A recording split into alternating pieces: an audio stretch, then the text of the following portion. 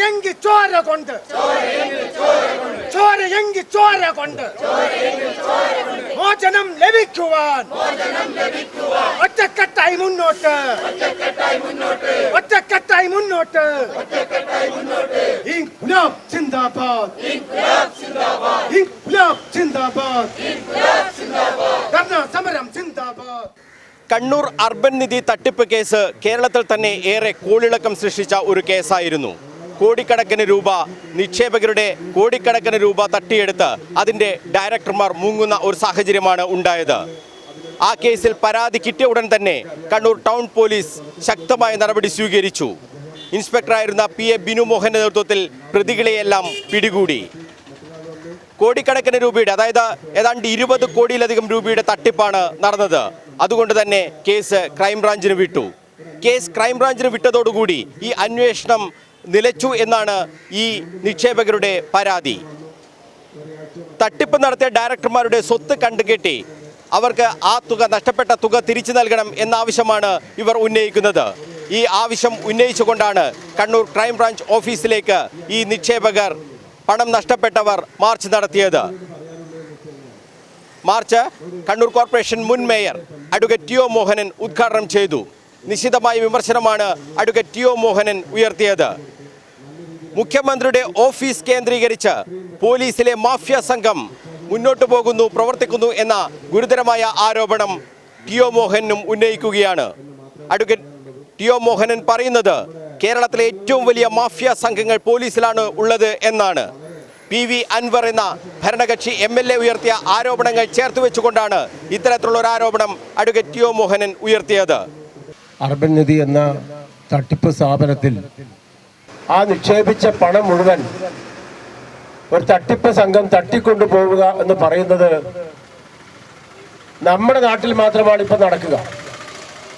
ഇതിന്റെ പിറകിലൊക്കെ ചില മാഫിയകളുണ്ട്. കണ്ണൂർ അർബൻ നിധി എന്ന് പറയുന്ന സ്ഥാപനം ആരംഭിച്ചത് 2021 എൻ്റെ ഓർമ്മയിൽ.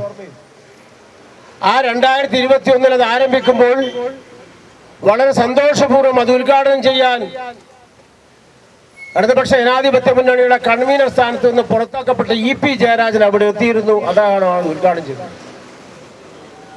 സർക്കാർ നിലനിൽക്കുമ്പോൾ ആ സർക്കാരുമായി ബന്ധപ്പെട്ട ഒരാൾ അത് ഉദ്ഘാടനം ചെയ്തു കൊടുക്കുക എന്ന് പറഞ്ഞാൽ അതിന് ആധികാരികത നൽകുന്ന ഒരു നടപടിയായിട്ടാണ് എനിക്ക് തോന്നിയത്. അതുപോലെ കേരളം കേവലം ഈ ഒരു അർബൻ നിധി തട്ടിപ്പ് മാത്രമാണ് കഴിഞ്ഞ കുറച്ച് കാലമായിട്ട് നടന്നിട്ടുള്ളത്. കേരളത്തിലെ എല്ലാ സ്ഥലങ്ങളിലും ഇതുപോലുള്ള തട്ടിപ്പ് സംഘങ്ങൾ ആധികാരികത ബോധ്യപ്പെടുത്തുന്ന വിധത്തിൽ പ്രവർത്തിച്ച് മുന്നോട്ട് പോകുന്നു. അവർക്കെല്ലാ തണലും സംരക്ഷണവും ഒരുക്കാൻ ഭരണകൂടം തന്നെ തയ്യാറുണ്ട് എന്നതാണ് അവസ്ഥ. നിങ്ങൾ കട്ടോടു, നമ്മൾ കൂടെയുണ്ട് എന്നതാണ് മുദ്രാവാക്യം. അതിന് തണലേകാൻ ഭരണകൂടത്തിന്റെ ഉന്നതന്മാർ ADGP കൊട്ടേഷൻ കൊടുക്കുന്നു. ആ ADGP നിയന്ത്രിക്കേണ്ടത് ആരാ? നമ്മൾ പരാതി കൊടുക്കും. ആർക്ക്? മുഖ്യമന്ത്രിക്ക്, ആഭ്യന്തര വകുപ്പ് മന്ത്രിക്ക് പരാതി കൊടുത്താൽ ആ പരാതി കൈകാര്യം ചെയ്യുന്നത് അവിടുത്തെ പൊളിറ്റിക്കൽ സെക്രട്ടറിയാണ്. പൊളിറ്റിക്കൽ സെക്രട്ടറി എന്ന് പറഞ്ഞാൽ പിടിച്ചതിനേക്കാൾ വലിയ മാളത്തിൽ എന്ന് പറഞ്ഞതുപോലെ അവിടെ ഇരുന്ന് മൊത്തമായി കട്ടുകൊണ്ടിരിക്കുന്നു. എന്ത് കേരളം? എങ്ങനെ സുന്ദര കേരളം? ദൈവത്തിന്റെ സ്വന്തം നാടെന്നൊക്കെ പറയുന്നു. ആരുടേത്? കൊള്ളക്കാരുടെ നാടായി പതിച്ചിരിക്കുന്നു. കള്ളം നാടായി പതിച്ചിരിക്കുന്നു. അവർക്ക് സംരക്ഷണം കൊടുക്കുന്ന ഒരു സർക്കാർ സംവിധാനം, ഭരണകൂടം. ആ ഭരണകൂടം നിർദ്ദേശിക്കുന്നതിനനുസരിച്ച് പ്രതികരിക്കാൻ കഴിയാതെ അതിന് വഴങ്ങിക്കൊടുക്കേണ്ട പോലീസ് സംവിധാനം, ഈ സംവിധാനം നമ്മുടെ നാടിന് നാണക്കേടാണ്. അതിനെതിരെ അതിശക്തമായ സമരം തന്നെ വേണം. ഇത് കേവലം നിങ്ങളുടെ ക്രൈംബ്രാഞ്ച് ഓഫീസിന് മുമ്പില് സാധാരണ ധർണ കൊണ്ട് മാത്രം തീരാൻ പാടില്ല. ഞാൻ ഇതിന്റെ അന്വേഷണത്തിന്റെ നാൾവഴികളെ കുറിച്ച് അന്വേഷിച്ചു. പരാതി വന്നപ്പോൾ വലിയ ബഹളമായിരുന്നു. ഒരു കുറ്റവാളിയും രക്ഷപ്പെടില്ല, ഒരു പ്രതിയും രക്ഷപ്പെടില്ല, അവരെയൊക്കെ പിടിക്കും, അവരെ പിടിച്ചു ജയിലടിക്കുള്ളിലിട്ടു എന്നൊക്കെ പറഞ്ഞു നമ്മളെ ബോധ്യപ്പെടുത്തി. അത് ആദ്യത്തെ അധ്യായം. പിന്നീട് എന്താ? നമ്മൾ സാധാരണഗതിയിൽ കാണുന്നത് പോലെ തന്നെ സംഭവിച്ചു. എന്താ സംഭവിച്ചത്? അവർക്ക് എല്ലാ സംരക്ഷണവും. പ്രതിയെ അറസ്റ്റ് ചെയ്ത് ജയിലടിക്കുള്ളിലാക്കി എന്ന് പറയുന്നത് കേസിന്റെ അന്വേഷണത്തിന് മുമ്പുള്ള നടപടിയാണ്. ആ നടപടിക്ക് ശേഷം അവർക്ക് ഇത്തരം മേഖലകളിൽ ഇനിയും തട്ടിപ്പ് തുടരാനുള്ള അവസ്ഥ ഉണ്ടാക്കി കൊടുക്കേണ്ട കാര്യമുണ്ടോ? ആ കുറ്റപത്രം കൊടുത്ത് അവരെ വിചാരണ ചെയ്യണ്ടേ? കുറ്റപത്രം കൊടുക്കാതിരിക്കുന്നത് എന്തിനാ? അവർക്ക് ജാമ്യം കിട്ടാനുള്ള സൗകര്യമാണ്.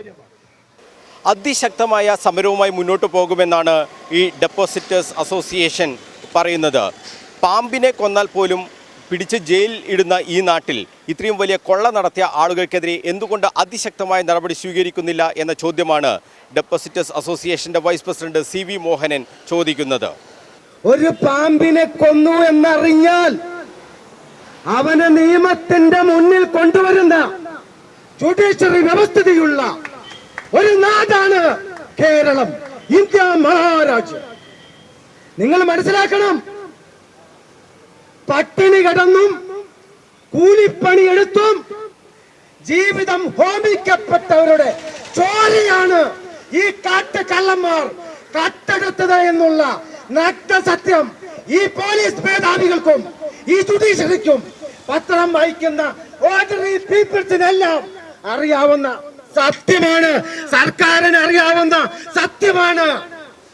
ആ അന്നം മുട്ടിച്ച ഈ പിശാചുക്കളെ ഞങ്ങൾക്ക് ചങ്കിൽ ഒരു തുള്ളി ചോര ബാക്കിയുണ്ടെങ്കിൽ നിയമത്തിന്റെ മുന്നിൽ ഞങ്ങൾ കൊണ്ടുവരുമെന്നത് ഞങ്ങളുടെ ഉറച്ച തീരുമാനമാണ്.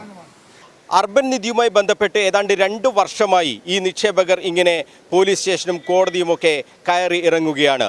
ഒരു തരത്തിലുള്ള നടപടിയും ഉണ്ടായില്ല എന്നുള്ളൊരു ആക്ഷേപമാണ് ഈ ഡെപ്പോസിറ്റേഴ്സ് അസോസിയേഷൻ ഉന്നയിക്കുന്നത്. നമ്മളോടൊപ്പം അസോസിയേഷന്റെ പ്രസിഡന്റ് അഡ്വക്കേറ്റ് PK അരുൺകുമാർ ഉണ്ട്. നിങ്ങൾ ഇപ്പോൾ ഉന്നയിക്കുന്ന ആവശ്യം എന്താണ്? ഈ കുറ്റപത്രം സമർപ്പിക്കാൻ വൈകാനുണ്ടായ കാരണം എന്താണ് എന്നാണ് നിങ്ങൾ സംശയിക്കുന്നത്? കുറ്റപത്രം സമർപ്പിക്കാനുണ്ടായ കാരണം എന്ന് പറഞ്ഞു കഴിഞ്ഞാൽ ഈ കേസ് ഞാൻ പറഞ്ഞല്ലോ, ഏകദേശം നമ്മളെ കേരള പോലീസ് വിചാരിച്ചു കഴിഞ്ഞാൽ ഒരാഴ്ച കൊണ്ട് തീർക്കാവുന്ന പ്രശ്നമേ ഉള്ളൂ ഇത്. പക്ഷെങ്കിൽ അവർ ഇതിന് പുറകിൽ ഈ ഒരു അരിയാഹാരം കഴിക്കുന്നവർക്ക് അറിയാം ഇത്ര കണ്ട് നീണ്ടുപോകേണ്ട കാരണം എന്ന് പറഞ്ഞു കഴിഞ്ഞാൽ തീർച്ചയായിട്ടും ഇതിൻ്റെ പുറകിൽ ചില ജുഗുത്സത കക്ഷികളുണ്ട് എന്നുള്ളത് വ്യക്തമാണ്. അല്ലാത്ത പക്ഷം എന്ന് പറഞ്ഞു കഴിഞ്ഞാൽ ഇങ്ങനെ കേസ് നീണ്ടുപോകേണ്ട ഒരു ആവശ്യമില്ല. കാരണം വെച്ച് കഴിഞ്ഞാൽ ഇവർക്ക് വിചാരിച്ചു കഴിഞ്ഞാൽ ഒരാഴ്ച കൊണ്ട് തീർക്കാവുന്ന പ്രശ്നമാണ് ഇങ്ങനെ വേണ്ടി നീണ്ടിട്ട് ഇതിപ്പോൾ 2 കൊല്ലമാകാനായി. ഈ 2 കൊല്ലമായിട്ട് ഇതുവരെ കുറ്റപത്രം സമർപ്പിച്ചിട്ടില്ല എന്നുള്ളതാണ് വാസ്തവത.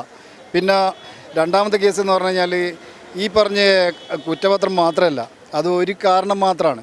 ഇവർക്ക് ഈ കുറ്റപത്രം സമർപ്പിക്കാത്തത് കൊണ്ട് ഈ പറഞ്ഞ പ്രതികൾക്കൊക്കെ ജാമ്യം കിട്ടിയിട്ടുണ്ട്. ആ ജാമ്യം കിട്ടാനുണ്ടായ ഒരു കാരണം ഇതാണ്, അല്ലാണ്ട് എല്ലാ കാരണവും ഇതാണെന്ന് പറയുന്നില്ല. ഒറ്റൊരു കാരണം ഇതുകൊണ്ടാണ് കുറ്റപത്രം ഇതുകൊണ്ടാണ്. പിന്നെ രണ്ടാമത്തേതെന്ന് പറഞ്ഞാൽ ഇവിടെ അന്ന് ഈ ഇപ്പോൾ ഡെപ്പോസിറ്റേഴ്സിൻ്റെ ഏറ്റവും പ്രധാനപ്പെട്ട ആവശ്യം ഈ സ്വത്ത് കണ്ടുകെട്ടി ആ നഷ്ടപ്പെട്ട തുക നിങ്ങൾക്ക് തിരിച്ചു കിട്ടുക എന്നുള്ളതാണ്. ഈ ജപ്തി നടപടി, അതായത് സ്വത്ത് കണ്ടുകെട്ടുന്ന നടപടികളെ ഏതെങ്കിലും തരത്തിൽ തുടങ്ങിയിട്ടുണ്ടോ? അതെന്തെങ്കിലും അറിയോ അതിനെപ്പറ്റി? സ്വത്ത് കുറേയൊക്കെ ഇവർ കണ്ടുകെട്ടിയെന്ന് പറയുന്നത്, ഉദാഹരണം പറഞ്ഞു കഴിഞ്ഞാൽ വാഹനങ്ങളും ഇതുപോലത്തുള്ള ഇമോവൽ പ്രോപ്പർട്ടികളാണ്. ഈ ഇമോവൽ പ്രോപ്പർട്ടി മെയിനായിട്ട് പറഞ്ഞു കഴിഞ്ഞാൽ ഈ ഓഫീസ് എക്യുപ്മെൻറ്റ്സ് ഐറ്റംസ്, ഇപ്പം കമ്പ്യൂട്ടറുകൾ, ഇവർ ഉപയോഗിച്ച കമ്പ്യൂട്ടറുകൾ, ചെയറുകൾ, അതൊക്കെ നമ്മളിപ്പം ഇവിടെ ഓർഡർ വന്നിട്ടുണ്ട്. ഇവിടെ നമ്മളെ കളക്ടറേറ്റ് എന്ന് പറഞ്ഞിട്ടുണ്ട് അവരോട് ഓപ്ഷൻ വെച്ചോ, ഈവൻ പ്രൈവറ്റ് വേണേൽ പ്രൈവറ്റ് വെച്ചോ, അല്ലെങ്കിൽ ഇത് വേണോ വെച്ചോ. ഇതുവരെ ആയിട്ടും ഒരു നടപടി അവർക്ക് എടുക്കാൻ പറ്റിയിട്ടില്ല എന്നുള്ളതാണ്. കാരണം എന്താ വെച്ച് കഴിഞ്ഞാൽ ഈവൻ പ്രൈവറ്റിന് വേണമെങ്കിൽ നിങ്ങൾ വിറ്റോ, അല്ലെങ്കിൽ പബ്ലിക് വേണമെങ്കിൽ വിറ്റോ, എങ്ങനെ വേണമെങ്കിലും ഓപ്ഷൻ വെച്ചിട്ട് ആ ഫണ്ട് നമ്മളെ ഈ അക്കൗണ്ടിലേക്ക് ഇടാനാണ് പറഞ്ഞത്. നമ്മളെ അക്കൗണ്ടല്ല, ഈ ഡെപ്പോസിറ്റേഴ്സിൻ്റെ അസോസിയേഷൻ്റെ ഇതിലേക്ക് ഇടാനാണ് പറഞ്ഞിട്ടുള്ളത്. പക്ഷേങ്കിൽ ഇതുവരെ ഈ നാളിതുവരെയായിട്ടും ഒരു പ്രവൃത്തിയും നടന്നിട്ടില്ല. അവരങ്ങോട്ടും ഇങ്ങോട്ടും ചെല്ലുമ്പോൾ അങ്ങോട്ടും ഇങ്ങോട്ടും കോടതിൻ്റെ ഓർഡറൊക്കെ വന്നിട്ടുണ്ട്. അത് കൂടാണ്ട് ഇതിലെ യഥാർത്ഥ പ്രതിയായിട്ടുള്ള ഷൗക്കത്ത് അലി ഇവൻ പല ഭാഗങ്ങളിൽ നിന്നും സംസാരിക്കുന്നതെന്ന് പറഞ്ഞാൽ ഇന്ന് സെറ്റിൽമെൻറ്റാണ്, നാളെ സെറ്റിൽ ചെയ്യും, മറ്റത് ചെയ്യും എന്ന് പറഞ്ഞിട്ട് കണ്ടമാനം ഇങ്ങനെ പോലീസിൻ്റെ ഇടയിൽ വന്നിട്ട് ഇങ്ങനെ ഡ്രാഗ് ചെയ്ത് കൊണ്ടുപോവാണ് ഈ സംഭവം. അപ്പോൾ ഇതും ഒരു കാരണമായിട്ടുണ്ട്. അത് കൂടാണ്ട് എന്ത് പറ്റിയെന്ന് പറഞ്ഞു കഴിഞ്ഞാൽ ഈ ഷൗക്കത്ത് അലി ഇങ്ങനെയൊക്കെ ചെയ്യുന്നുണ്ടെങ്കിലും ഇവനിപ്പം ജാമ്യം നിഷേധിക്കും. നമ്മളൊരു പരാതി കൊടുത്തിട്ടുണ്ടായിരുന്നു, ഇവൻ്റെ ജാമ്യം റദ്ദ് ചെയ്യണമെന്ന് പറഞ്ഞിട്ട് കോടതിക്ക് ഒരു പരാതി കൊടുത്തിട്ടുണ്ടായിരുന്നു. പക്ഷേ കോടതി പരാതി സ്വീകരിച്ചെങ്കിലും പരാതി സ്വീകരിച്ചിട്ട് അവർ പറഞ്ഞു പറഞ്ഞാൽ എല്ലാ ശനിയാഴ്ചകളിലും ഇവിടെ വന്ന് ഒപ്പിട്ട് പോകണം എന്നുള്ളതാണ് അവൻ്റെ ഇത്. പക്ഷെങ്കിൽ ഇവൻ ഇവിടെ വരുന്നുമില്ല. എല്ലാം തന്നെ ഈ നിയമവ്യവസ്ഥിതി മുഴുവൻ കാറ്റിപ്പുറത്തിയാണ് ഇവൻ നടക്കുന്നത്. അപ്പോൾ അങ്ങനെയുള്ളൊരു സിറ്റുവേഷനിൽ വീണ്ടും നമ്മൾ അതിനു വേണ്ടിയിട്ട് ശ്രമിക്കുന്നുണ്ട്. ഇതുപോലെയുള്ള ബാക്കിയുള്ള ആൾക്കാർ ഇപ്പോൾ അന്ന് നിങ്ങളന്ന് ഇൻ്റർവ്യൂ ചെയ്ത ജീന എന്ന് കരഞ്ഞു പിടിച്ച് കാണിച്ചില്ലേ, അതാ ഞാൻ ഇതിൽ പറഞ്ഞത് കാര്യം. പക്ഷേ അവൾ സത്യം പറഞ്ഞു കഴിഞ്ഞാൽ മുതലക്കണ്ണീർ ആണെന്നേ ഞാൻ പറയുള്ളൂ. കാരണം എന്ന് വെച്ച് കഴിഞ്ഞാൽ മുതലക്കണ്ണീരാണ് കൂടുതൽ. പിന്നെ അവളൊരു റേഡിയോ ജോക്കിയും കൂടിയാണ്. അപ്പോൾ അഭിനയ പാഠവും നന്നായിട്ടുണ്ട്. അതുകൊണ്ട് എന്ന് പറഞ്ഞാൽ അന്ന് നമ്മളെ ഇതിൽ കാണിച്ചിട്ടുള്ളതെന്ന് പറഞ്ഞാൽ അഭിനയ പാഠവും തന്നെയാണ്. കാരണം എന്ന് പറഞ്ഞു കഴിഞ്ഞാൽ ഇവിടെ നടത്തിയിട്ടുള്ള ഏകദേശം 70% പിന്നെ തട്ടിപ്പിനും ഈ നാട്ടുകാർ നമ്മളെ ഇതിലേക്ക് കൊണ്ട് ഇടിക്കാൻ വലിയൊരു ഭാഗവത്തായ ഒരു സ്ത്രീയാണ് അവൾ. അപ്പോൾ നമ്മളിപ്പം പറയുന്നുണ്ടെങ്കിലും ഇപ്പോൾ ഈ പറഞ്ഞ ഷൈജു, ഈ പറഞ്ഞ ചന്ദ്രൻ, ഇവരൊക്കെ ഇതിലെ വലിയ പ്രതികൾ തന്നെയാണ് അവർ. കാരണം വെച്ച് കഴിഞ്ഞാൽ കൂട്ടുപ്രതികളാണ് ഇവർ. പക്ഷേങ്കിൽ ഇപ്പം കാണുമെന്ന് പറഞ്ഞാൽ അവർ ഓഫീസ് ബെയറേഴ്സ് മാത്രമായിട്ട് മാറുവാണ്. ഞാനൊന്നും അറിയില്ല നാരായണെന്നുള്ള അവസ്ഥയിലാണ് ഇന്നിപ്പം പലരും നിൽക്കുന്നത്. സത്യത്തിൽ നമ്മളെ ഇവിടുത്തെ ഈ ഇൻട്രസ്റ്റ് മോഹിച്ചിട്ടോ ഒന്നുമല്ല ഇവിടെ കൊണ്ടുപോയി ഡിപ്പോസിറ്റ് ചെയ്തിട്ടുള്ളത്. ഇവിടുത്തെ ഡിപ്പോസിറ്റിന് മെയിനായിട്ടുള്ള കാരണം ATM എന്ന് പറഞ്ഞ കമ്പനി ഇതിനോട് ജോയിൻ്റ് ആയിട്ട് ഇവർ തുടങ്ങിയിട്ടുണ്ടായിരുന്നു. ഈ തുടങ്ങിയ ATM കമ്പനിയിൽ കുട്ടികളെ ഈ നമ്മളെ കുട്ടികൾക്ക് ജോലിയില്ലായ്മേൻ്റെ ഭാഗമായിട്ട് എന്ത് ചെയ്തെന്ന് പറഞ്ഞാൽ ഇവർ 15 ലക്ഷത്തോളം ഇത് ചെയ്താണ് ജോലി ഓഫർ ചെയ്തത്.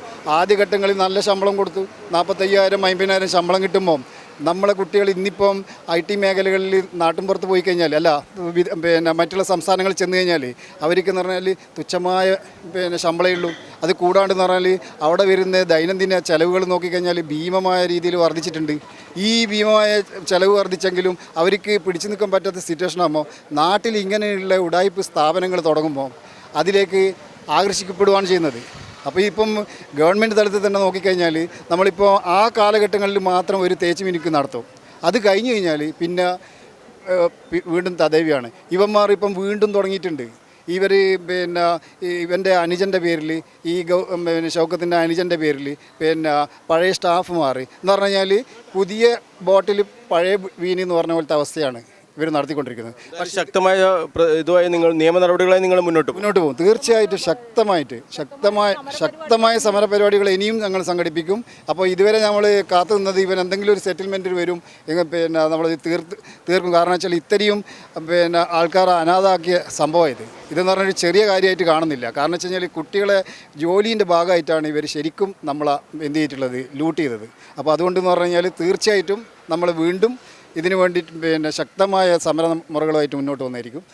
പറ്റാവുന്നിടത്തോളം നമ്മൾ ഈ നഷ്ടപ്പെട്ട തുക തിരിച്ചു പിടിക്കാണ്ട് നമ്മൾ ഇതിൽ നിന്ന് ഒരു സ്റ്റെപ്പ് പുറകോട്ട് പോകില്ല എന്നുള്ളത് സത്യമാണ്.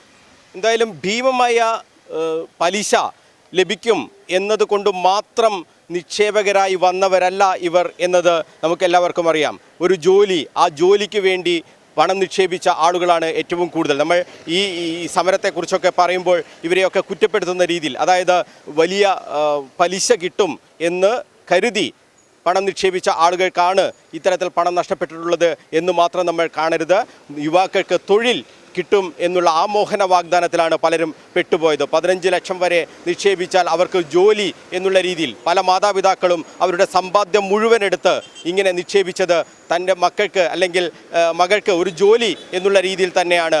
അത് കണ്ടുവേണം സർക്കാരും ഈ കാര്യത്തിൽ ഒരു നിലപാട് സ്വീകരിക്കാൻ. ക്രൈംബ്രാഞ്ചിൻ്റെ അന്വേഷണം മന്ദഗതിയിലാണ് എന്നുള്ള ഇവരുടെ ആരോപണം ശരിവെക്കുന്ന രീതിയിലുള്ള കാര്യങ്ങളൊക്കെ ഉണ്ട്. കാരണം 2 വർഷമായി ഇതിൻ്റെ കുറ്റപത്രം പോലും കോടതിയിൽ എത്തിയില്ല എന്നുള്ളത് വലിയ തോതിൽ വിമർശന വിധേയമാക്കേണ്ടത് തന്നെയാണെന്നാണ് എല്ലാ പൊതുസമൂഹവും വിലയിരുത്തപ്പെടുന്നത്. എന്തായാലും വലിയ പ്രക്ഷോഭവുമായി മുന്നോട്ട് പോകുമെന്ന് തന്നെയാണ് ഈ ഡെപ്പോസിറ്റേഴ്സ് അസോസിയേഷൻ വ്യക്തമാക്കുന്നത്. ഇന്ന് ഇത് ധർണ സംഘടിപ്പിച്ചു. ധർണ അഡ്വക്കേറ്റ് ടി ഒ മോഹനാണ് ഉദ്ഘാടനം ചെയ്തത്. Secretary Radhamani CN, president advocate PK Arunkumar, vice president CV Mohanan, Jayajeevan, Madhusoodanan, Venugopal PV തുടങ്ങിയവരൊക്കെ ഈ സമരത്തിന് നേതൃത്വം നൽകുകയും ചെയ്തിട്ടുണ്ട്. ഏതായാലും ഈ സമരവുമായി മുന്നോട്ട് പോകും എന്ന് ഇവർ പറയുമ്പോൾ പോലീസ് അന്വേഷണം, ക്രൈംബ്രാഞ്ച് അന്വേഷണം കൂടുതൽ ശക്തമായി മുന്നോട്ട് പോകുക, അല്ലെങ്കിൽ ഈ കേസ് CBI ഏൽപ്പിക്കുക, ഈ ആവശ്യമാണ് ഇവർ ഉന്നയിക്കുന്നത്. കാരണം കോടിക്കണക്കിന് രൂപ ഇവർക്ക് കിട്ടാനുണ്ട്. ഇവരുടെ ഈ പ്രതികളുടെ സ്വത്ത് കണ്ടുകെട്ടി ആ പണം നിക്ഷേപകർക്ക് തിരിച്ചു നൽകണം എന്നൊരു ആവശ്യം ഇവർ ഈ ഏതാണ്ട് ഒരു വർഷത്തോളമായി ഉന്നയിക്കുന്ന ആവശ്യമാണ്. അതിനുള്ള നടപടികളും ഇപ്പോൾ തുടങ്ങിയിട്ടില്ല എന്നുള്ള ഒരു ആക്ഷേപം ഇവർ ഉന്നയിക്കുന്നുണ്ട്. അക്കാര്യങ്ങളിലൊക്കെ തന്നെ പോലീസ്, സർക്കാർ ഇടപെട്ട് ഒരു പരിഹാരമുണ്ടാക്കണം എന്നാണ് പൊതുസമൂഹവും ആവശ്യപ്പെടുന്നത്. എന്തായാലും സമരവുമായി ശക്തമായി മുന്നോട്ട് പോകും, നിയമ നടപടികളുമായി മുന്നോട്ട് പോകുമെന്ന് തന്നെയാണ് ഡെപ്പോസിറ്റേഴ്സ് അസോസിയേഷൻ വ്യക്തമാക്കുന്നത്. കണ്ണൂരിൽ നിന്നും ക്യാമറമാൻ നവീനൊപ്പം മനോജ് മയ്യിൽ, കണ്ണൂർ വിഷൻ.